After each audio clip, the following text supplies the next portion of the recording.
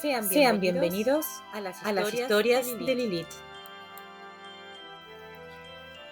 Hola a todos, es un placer darles la bienvenida una vez más, en este caso al capítulo 32 del Silmarillion, y estamos continuando con Akalabeth, esta historia de el nacimiento y caída de Númenor. Akalabeth, la caída de Númenor. Había una señora, Incibeth, de renombrada belleza, hija de Lindorie, hermana de Earendur, el señor de Andunie en los días de Arsacalthor, padre de Al-Himilsor. Himilsor la tomó por esposa, aunque esto fue poco del agrado de ella, porque en verdad era uno de los fieles, como su madre le había enseñado. Pero los reyes y sus hijos se habían vuelto orgullosos y nadie podía oponerse a lo que ellos deseaban. No había amor entre Argimilsor y su reina, o entre sus hijos. Insiradún, el mayor, era como su madre en mente y cuerpo. Pero Himilcad, el menor, imitó a su padre, aunque era aún más obstinado y orgulloso. A él, al Girmisor, le hubiera cedido el cetro, y no al hijo mayor, si las leyes se lo hubieran permitido.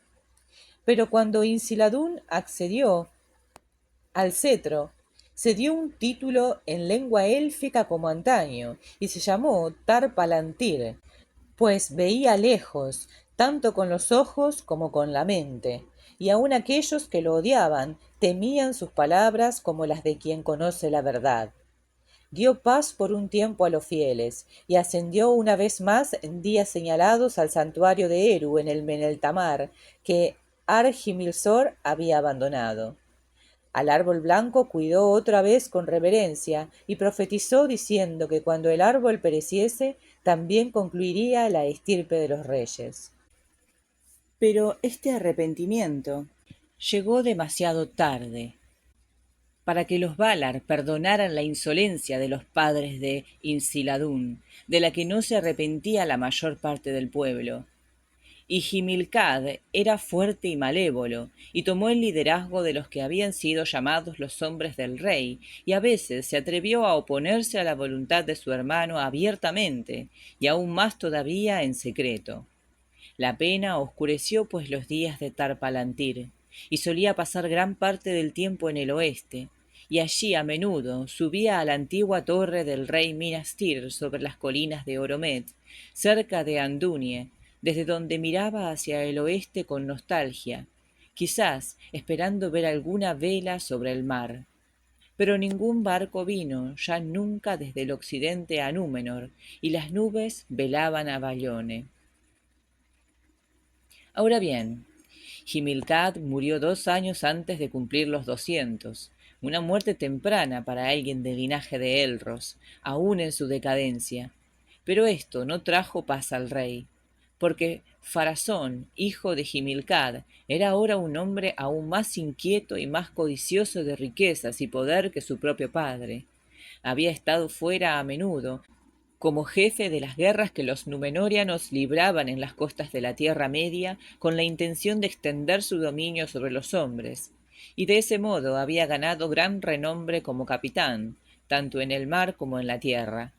Fue así que cuando regresó a Númenor y la gente se enteró de la muerte de su padre, los corazones de todos se volcaron a Tar-Palantir, porque traía consigo grandes riquezas y era por ese entonces pródigo en dádivas.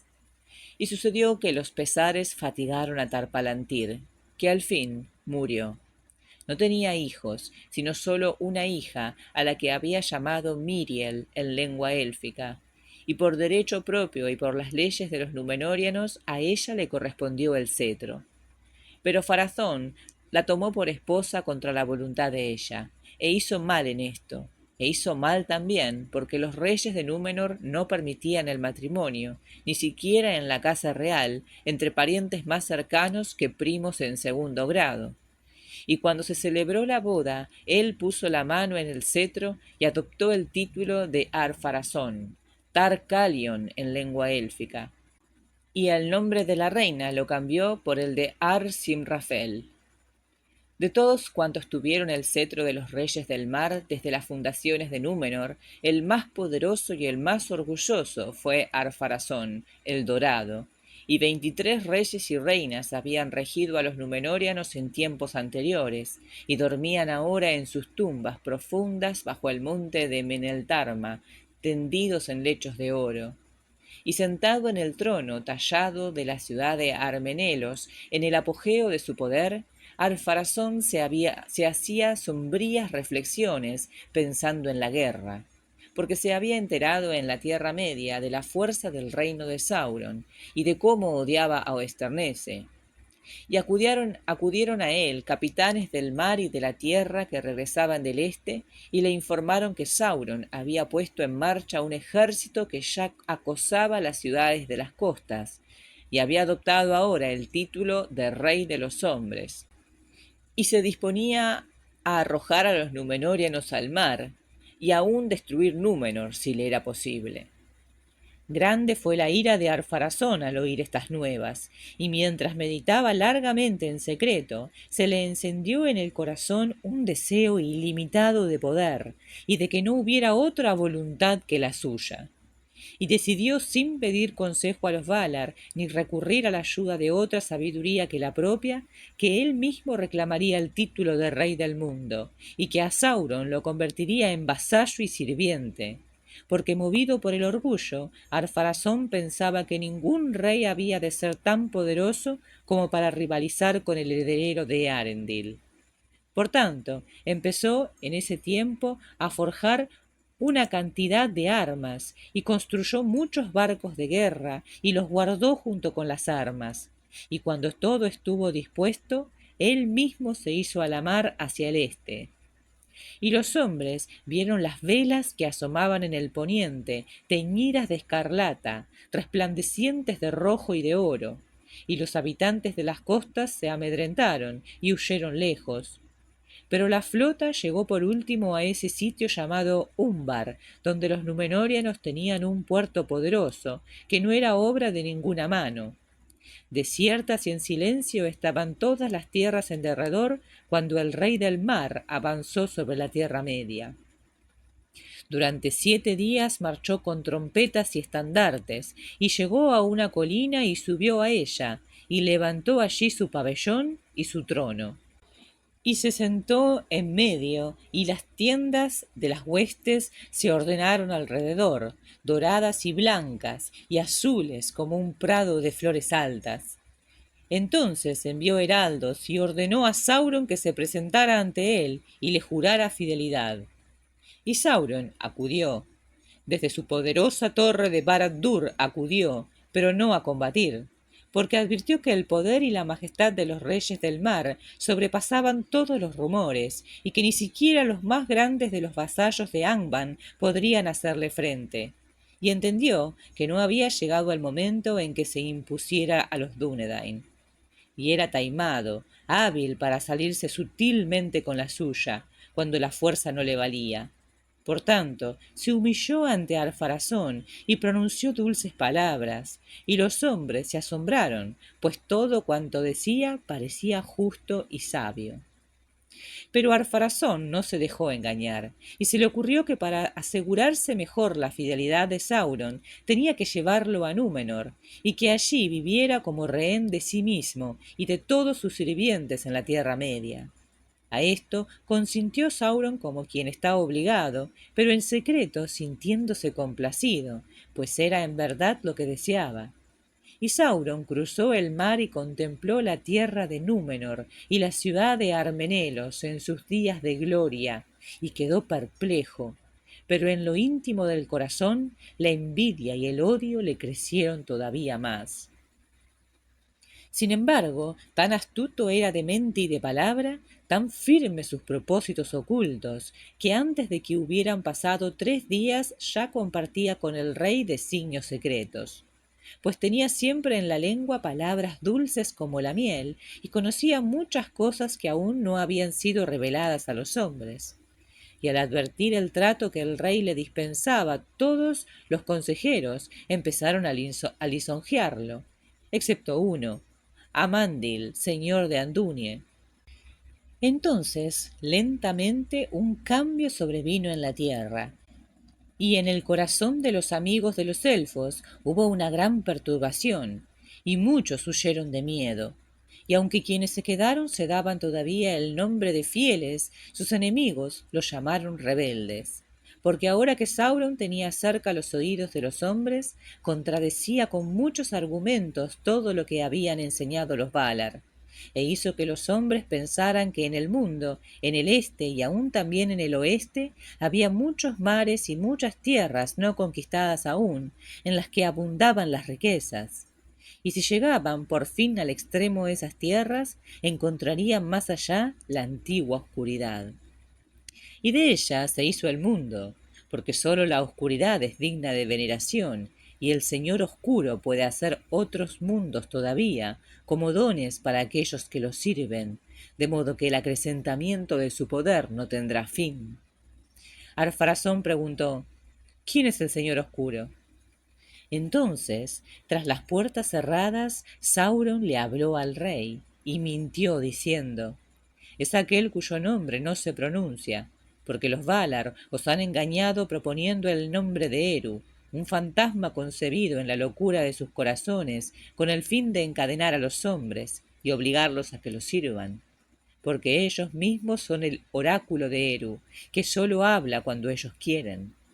Pero el verdadero Señor prevalecerá y os liberará de este fantasma, y su nombre es Melkor, Señor de todos, dador de la libertad, y él os hará más fuertes todavía que ellos. Entonces Alfarazón se volcó a la veneración de la oscuridad y de Melkor, el Señor Oscuro, en secreto al principio, pero abiertamente y delante de todos poco después. Y la mayoría del pueblo lo siguió. No obstante, quedaba aún un resto de fieles, como se dijo, en Rómena y en el país cercano, y otros había aquí y allá en la tierra.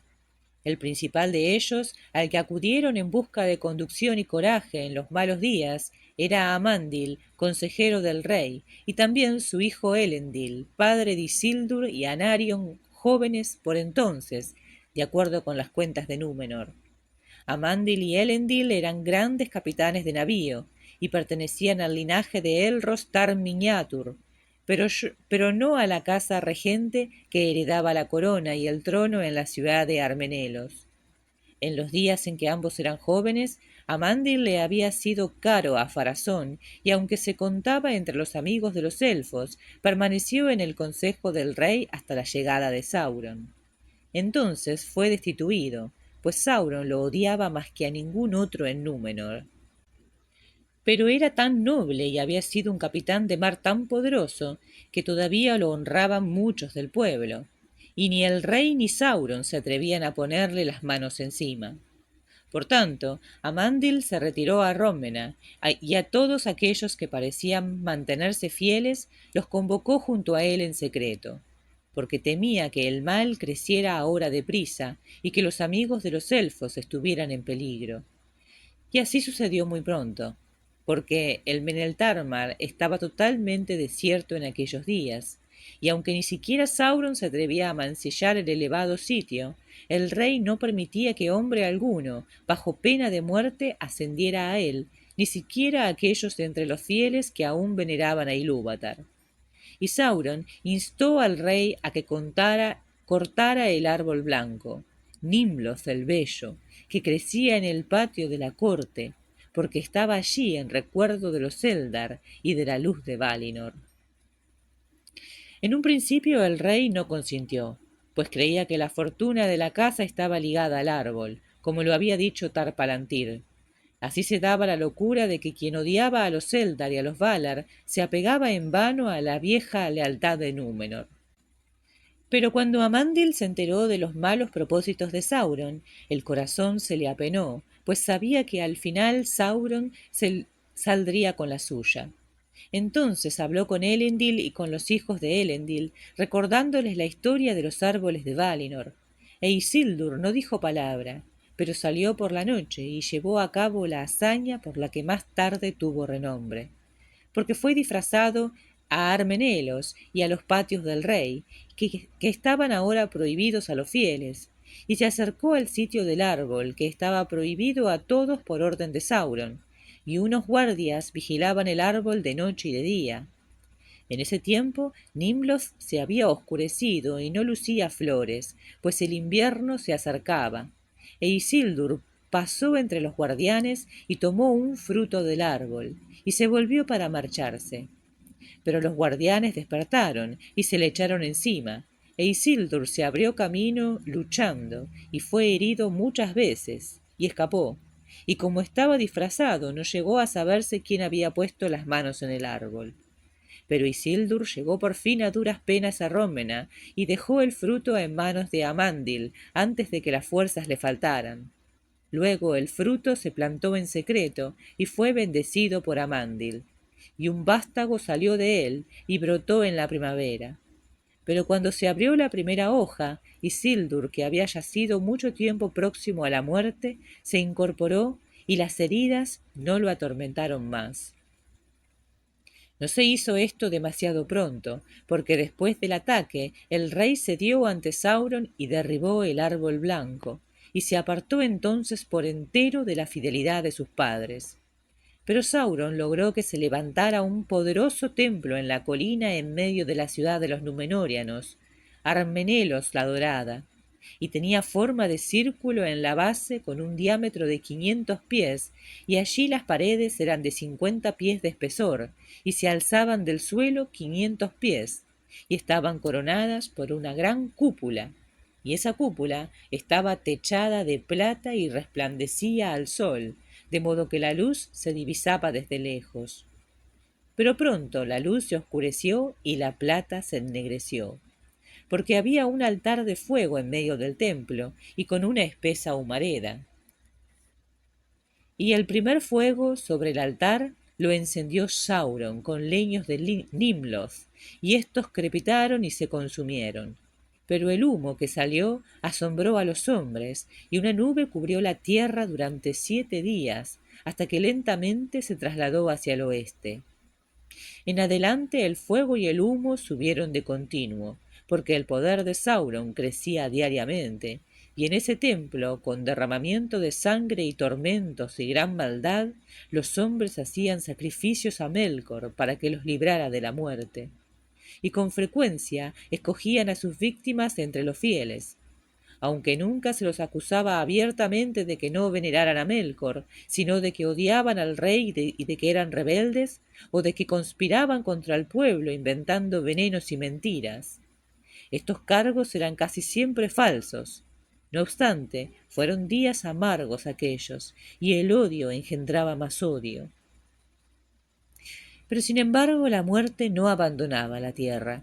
Por el contrario, llegaba más pronto y con mayor frecuencia, y en múltiples y espantosos atuendos, porque antes los hombres envejecían lentamente, y por último se acostaban como para dormir, cansados del trajín de los días.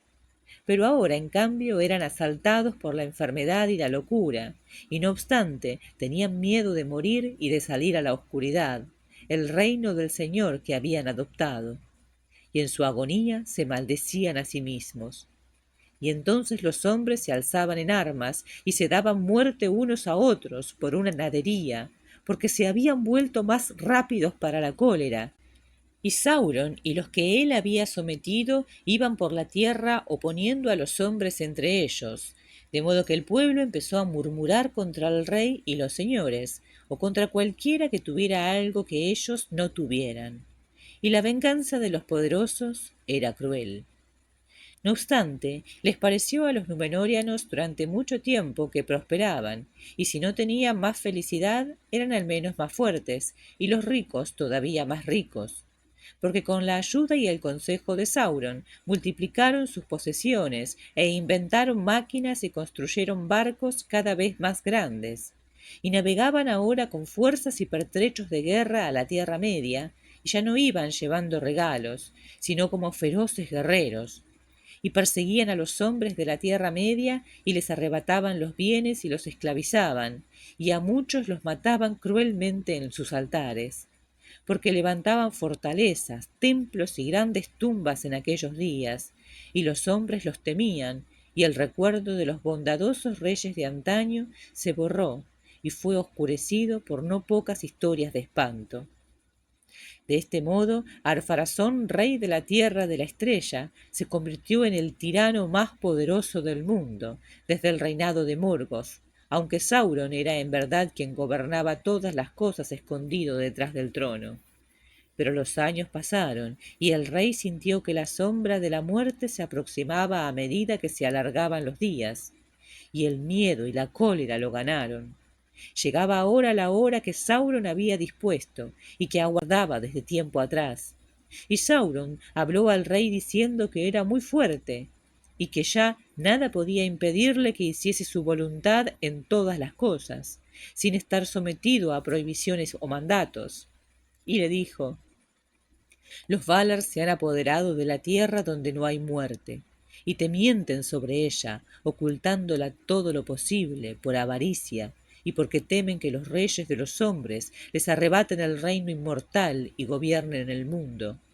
Y aunque no cabe duda de que el don de la vida interminable no es para todos, sino sólo para quienes son dignos, como hombres de poder y de orgullo y de alto linaje, este don se le ha quitado contra toda justicia al rey de reyes, a Arpharazón, el más poderoso de los hijos de la tierra, con quien sólo Manwë puede ser comparado, y quizá ni siquiera él. Pero los grandes reyes no toleran negativas y toman lo que se les debe.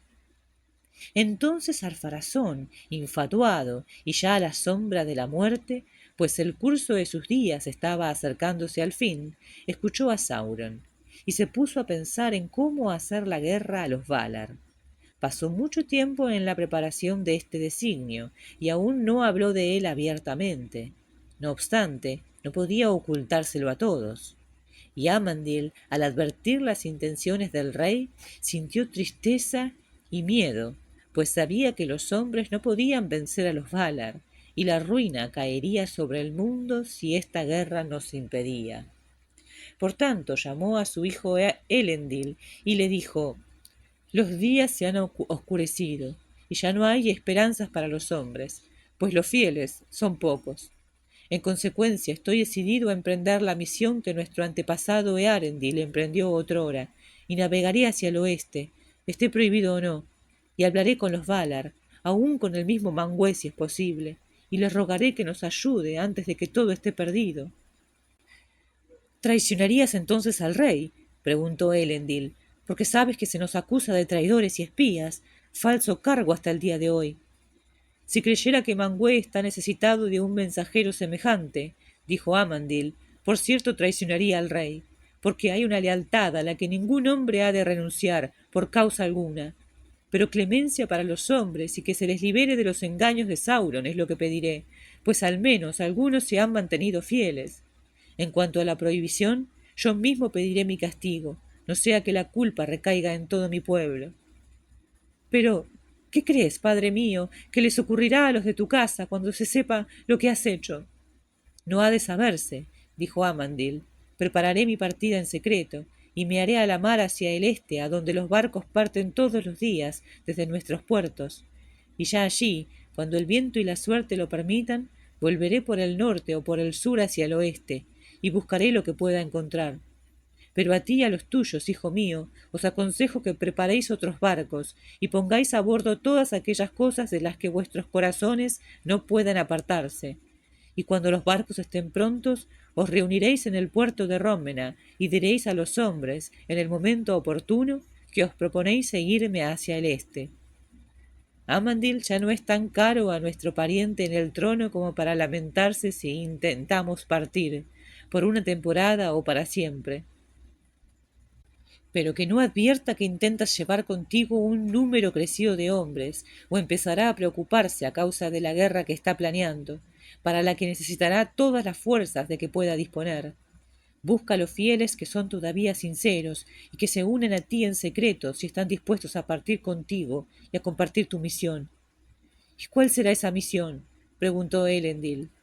No os mezcléis en la guerra y vigilad, respondió Amandil. No diré más hasta que regrese, pero es muy probable que huyáis de la tierra de la estrella, sin estrella que os guíe, porque esa tierra está mancillada. Entonces perderéis todo lo que habéis amado y conoceréis la muerte en vida, mientras buscáis una tierra de exilio en otro sitio. Si en el este o el oeste, solo los Valar lo saben. Entonces Amandil se despidió de todos los de su casa como quien va a morir, porque dijo: es muy posible que no volváis a verme, y que no os envíe una señal como la que Arendil os envió hace mucho tiempo. Pero manteneos alerta, pues el fin del mundo conocido se aproxima. Se dice que Amandil se hizo a la mar por la noche, en una pequeña embarcación, y fue hacia el este, y luego dio media vuelta y navegó hacia el oeste. Y llevó consigo a 3 sirvientes muy queridos, y nunca hubo noticia ni señal de ellos en este mundo, ni cuento ni conjetura sobre la suerte que corrieron. Los hombres no podían ser salvados una segunda vez por una embajada semejante, y era difícil que hubiera absolución para la traición de Númenor. Pero Elendil hizo lo que su padre le había mandado, y sus barcos ocuparon la costa oriental de la tierra. Y los fieles embarcaron a las esposas y a los hijos, y una gran cantidad de bienes, y había entre ellos objetos bellos y poderosos, obra de los Númenóreanos en tiempos de sabiduría, vasijas y joyas, y rollos de ciencia escrita en escarlata y negro, y también 7 piedras, regalo de los Eldar. Pero en el barco de Isildur se guardaba el árbol joven, el retoño del Nimloth el bello, y Elendil estuvo siempre alerta y no se mezcló en las malas acciones de aquellos días, y sin cesar aguardaba una señal que no llegaba. Entonces navegó en secreto a las costas occidentales y escrutaba el mar dominado por el dolor y la nostalgia, pues tenía gran amor por su padre, pero nada veía salvo las flotas de Arpharazón que se agrupaban en los puertos del oeste. Ahora bien, antaño en la isla de Númenor el tiempo cambiaba de acuerdo siempre con las necesidades y el agrado de los hombres, lluvia en la estación oportuna y en la medida justa, y un sol resplandeciente, ora cálido, ora no tanto, y viento desde el mar. Y cuando el viento venía del oeste, a muchos les parecía que traía una fragancia, efímera pero dulce, que estremecía el corazón, como la de las flores que lucen para siempre en prados imperecederos y que no tienen nombre en las costas mortales. Pero todo esto había cambiado, porque el cielo mismo se había oscurecido y había tormentas de lluvia y granizo en aquellos días, y vientos huracanados, y de vez en cuando una gran nave de los Númenóreanos naufragaba y no volvía a puerto, aunque semejante desgracia no les había ocurrido hasta entonces desde el levantamiento de la estrella. Y al atardecer venía a veces del oeste una gran nube que parecía un águila, con los extremos de las alas extendidas hacia el norte y el sur, y asomaba lentamente ocultando la puesta del sol, y entonces Númenor se sumía en la más negra de las noches, y algunas de las águilas llevaban relámpagos bajo las alas, y el trueno resonaba entre el mar y las nubes. Entonces algunos se arrepentían por una temporada, pero a otros se les endurecía el corazón, y alzaban los puños al cielo diciendo: los señores del occidente nos desafían, son ellos los que dan el primer golpe, el próximo lo daremos nosotros. Estas palabras las pronunciaba el rey, pero habían sido concebidas por Sauron. Pues bien, los relámpagos se hicieron cada vez más frecuentes y mataban a los hombres en las colinas y en los campos y en las calles de la ciudad, y un rayo ardiente cayó sobre la cúpula del templo y la partió y la coronó de llamas. Pero el templo mismo quedó intacto, y erguido sobre la cúpula Sauron desafió al rayo, y el rayo no lo hirió. Y entonces los hombres lo llamaron Dios, e hicieron todo lo que él quería. Fue así que apenas prestaron atención al último portento, porque la tierra se estremeció y un rugido como de trueno subterráneo se mezcló con los bramidos del mar y salió humo de la cima de Meneltarma, y Arpharazón se apresuró a preparar sus armamentos. En ese tiempo las flotas de los Númenóreanos oscurecieron el mar hacia el occidente de la tierra y parecían un archipiélago de 1000 islas. Los mástiles eran como un bosque sobre las montañas, y las velas como una nube amenazadora, y los estandartes eran negros y dorados, y todas las cosas aguardaban en el mundo de Arfarazón. Y Sauron se retiró al círculo central del templo, y los hombres le llevaban víctimas para ser quemadas. Entonces las águilas de los señores del occidente llegaron desde donde muere el día, en formación de combate, avanzando en una línea cuyo extremo disminuía hasta borrarse a lo lejos, y al acercarse dominaban el cielo extendiendo las alas cada vez más amplias. Pero el occidente ardía rojo detrás, y ellas resplandecían por debajo, como si estuvieran inflamadas por una llama de ira, que iluminaba toda Númenor como si fuera un incendio. Y los hombres miraban las caras de alrededor y les parecía que estaban rojas de cólera. Entonces Arfarazón se hizo a la mar con su poderosa barca, Alcarondas, castillo del mar. Tenía muchos remos y muchos mástiles dorados y amarillos, y sobre ella estaba montado el trono. Y Arfarazón se puso el traje de ceremonia y la corona, y mandó que izaran el estandarte, y dio la señal de levar anclas. Y en ese momento las trompetas de Númenor cubrieron el sonido del trueno. Las flotas de los Númenóreanos avanzaron entonces contra la amenaza del occidente, y había escaso viento, pero tenían muchos remos, y muchos esclavos que remaban bajo el látigo. El sol se puso, y un gran silencio sobrevino. La oscuridad descendió sobre la tierra, y el mar estaba inmóvil mientras el mundo aguardaba lo que había de acaecer. Lentamente los que vigilaban los puertos fueron perdiendo de vista a las flotas, y las luces de las naves se debilitaron, y se las tragó la noche. Y por la mañana habían desaparecido, y quebrantaron la prohibición de los Valar, y navegaron por mares vedados, avanzando con intención de guerra contra los inmortales, para arrancarles una vida perdurable en los círculos del mundo. Pero las flotas de Alfarazón llegaron de alta mar y rodearon a Balone y toda la isla de Eresea, y los Eldar se lamentaron, porque la nube de los Númenóreanos cubrió la luz del sol poniente. Y por último Alfarazón llegó al reino bendecido de Aman y las costas de Valinor, y todo estaba todavía en silencio, y el hado pendía de un hilo. Porque Alfarazón titubeó en ese momento y estuvo a punto de volverse. Contempló receloso las costas silenciosas y vio resplandecer el Taniquetil, más blanco que la nieve, más frío que la muerte, tranquilo, inmutable, terrible como la sombra de la luz de Ilúvatar. Pero el orgullo pudo más, y Alfarazón abandonó por fin el barco y puso pie en la costa, y reclamó esa tierra como suya, sin nadie se oponía con la fuerza de las armas. Y una hueste de Númenóreanos acampó cerca de Tuna, de donde todos los Eldar habían huido. Y bien, este relato abarca desde el matrimonio de Insilbeth con Argilmisor hasta la llegada de Ar-Pharazôn a Valinor, encapsulando los temas centrales de la caída de Númenor, cuáles son el orgullo, la corrupción, la lucha entre la devoción y la ambición desmedidas, la unión forzada de Insilbeth, una fiel de los Eldar, con Nargimilzor, un rey obsesionado con el rechazo a los Valar, establece un contraste trágico en el que los valores de los fieles parecen destinados a ser sofocados por la opresión. Este conflicto interno se intensifica con el nacimiento de Insiladun, el famoso Tar Palantir, quien busca restaurar la reverencia por los Valar, y Himilcad, que encarna la rebeldía y perpetúa el rencor hacia los dioses. En el reinado de Ar-Pharazôn, la influencia de Sauron actúa como un catalizador de la decadencia.